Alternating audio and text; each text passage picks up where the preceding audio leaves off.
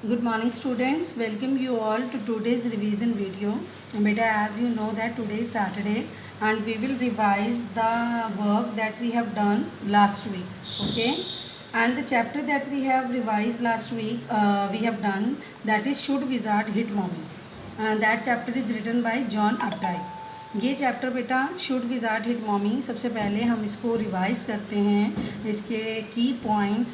सबसे पहले हम देखते हैं इसका टाइटल, शुड विजार्ड। विजार्ड का मतलब मैंने आपको बताया था मैजिशियन, और मम्मी मतलब कि क्या मैजिशियन को मम्मी को मारना चाहिए। This is mainly about the chapter. अब इसमें क्या है बेटा, एक स्टोरी है छोटे से चाइल्ड की, जो 4 साल की बेटी है जिसका नाम है जो, और उसकी ये स्टोरी है दैट वी विल रिकैपिटुलेट इस चैप्टर में बेटा।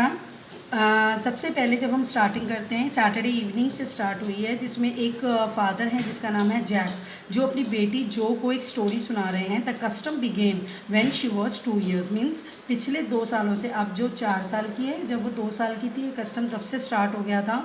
और मतलब कि कैसे वो कहानी सुनाता था उसको डेली, और हर एक कहानी में एक छोटा सा वेरिएशन होता था। हर एक कहानी में एक ही किरदार था जिसका नाम था रोजर्स, और वो हर बार कभी फ़िश होती थी, कभी स्क्वेरल होती थी, कभी चिपमंक होता था, मतलब कोई डिफरेंट जानवर लेके, लेकिन किरदार वही होता था और उसका प्लॉट भी वही होता था। क्या होता था बेटा, प्लॉट इज़ दैट कि जो भी वो रोजर किरदार था उसको कोई प्रॉब्लम आती थी लाइफ में, और वो आउल के पास जाता था, और आउल जो बहुत ही सियाना आउल था वो उसको हमेशा जादूगर के पास भेज देता था। तो जादूगर जो था उससे कुछ पेमेंट लेके उसकी प्रॉब्लम सॉल्व कर दिया करता था। So this is the same story that he used to tell his daughter जो फ्रॉम द लास्ट 2 years। तो अब की बार जब जैक उसको कहानी सुना रहा है, तो वो किसकी सुना रहा है, स्कंक की, रोजर स्कंक। तो रोजर स्कंक की क्या प्रॉब्लम बताई उसने, कि रोजर स्कंक जो एक जानवर होता है उसमें से बहुत बैड स्मेल आती है, और वो इतनी बैड स्मेल होती है कि कोई भी जानवर उसके साथ खेलता नहीं है। सो जो Roger skunk was very upset. तो वही प्लॉट के सेम प्लॉट की वजह से जैक उसको बताता है कि रोजर स्कंक कैसे आउल के पास जाता है, और आउल उसके एक विजार्ड के पास भेजता है जो पहाड़ी के ऊपर रहता है। तो बीच बीच में बेटा ये स्टोरी में दिखाया गया है कि जो कैसे अपने फादर को इंटरप्ट करती है, वो कहानी को अपने अकॉर्डिंग सुनना चाहती है, तो फादर उसको चुप करवाते हैं कि कहानी को जैसे है चलने दो। तो वो विजार्ड जो है, विजार्ड उससे 7 pennies मांगता है और उसकी बैड स्मेल को रोजेस की स्मेल में कन्वर्ट कर देता है, और वो खुश हो जाता है आउल। और जब वो अपने घर आता है तो उसकी मदर देखती है कि उसकी स्मेल रोजेस वाली हो गई है, अब सारे जानवर आउल के साथ खेलने लगते हैं। तो ये सुनकर जो है वो बड़ी खुश हो जाती है, क्योंकि उसका फेवरेट कैरेक्टर होता है रोजर स्कंक, और अब उसकी स्मेल अच्छी है तो अब वो शी इज़ हैप्पी। तो जो लेकिन मदर को बहुत गुस्सा आता है, क्योंकि मदर चाहती है कि जो इंसान जैसा है उसको वैसा ही रहना चाहिए। सो शी वॉन्ट्स कि जो है बैड स्मेल उसकी दोबारा वापस आए। तो वो विजार्ड के पास दोबारा जाती है, उसको गुस्सा करती है और कहती है कि विजार्ड को आगे करने का कोई हक नहीं है। तो विजार्ड उसके कहने से फिर दोबारा उसकी बैड स्मेल कर देता है स्कंक की। लेकिन ये बात बेटा जो को अच्छी नहीं लगती। जो है अपने फादर को कहती है कि उसकी मदर बहुत बुरी है और उसने उसकी बैड स्मेल को वापस क्यों करवाया। तो डैडी उसको समझाते हैं कि बेटा मम्मी हमेशा राइट होती है, मम्मी वो अपने फ्रेंड से खेलने के कारण अपनी मम्मी को तो मार नहीं सकता, क्योंकि जो कहती है कि जो जादूगर है उससे पिटवाना चाहिए था उसको स्कंक को मैजिशियन से।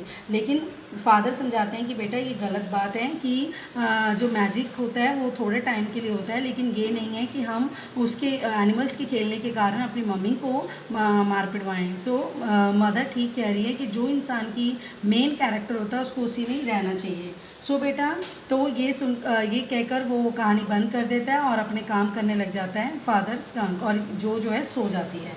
लेकिन बेटा इस कहानी में एक बहुत बड़ा मोरल भी निकलता है बेटा। This is not all about the story, this is all about how the children and the adults world are different. कि अडल्ट जो होते हैं वो रियल वर्ल्ड में रहते हैं और चिल्ड्रन जो होते हैं वो फैंसी वर्ल्ड में रहते हैं। जैसे कि जो रहती थी, जो चाहती थी कि हमेशा उसके किरदार के साथ अच्छा हो, लेकिन जो फादर है वो समझाते हैं कि रियलिटी बच्चों को फेस करनी चाहिए।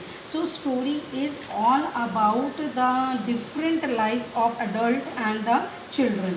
ये एक अमेरिकन बैकग्राउंड पे सेट एक कहानी है, जिसके थ्रू हमें एक मॉरल दिया गया है कि जो बच्चे हैं बच्चों को रियलिटी भी शो करनी चाहिए। ये नहीं है कि they will always live in the just fancy world. So this is all about this moral, ठीक है बेटा।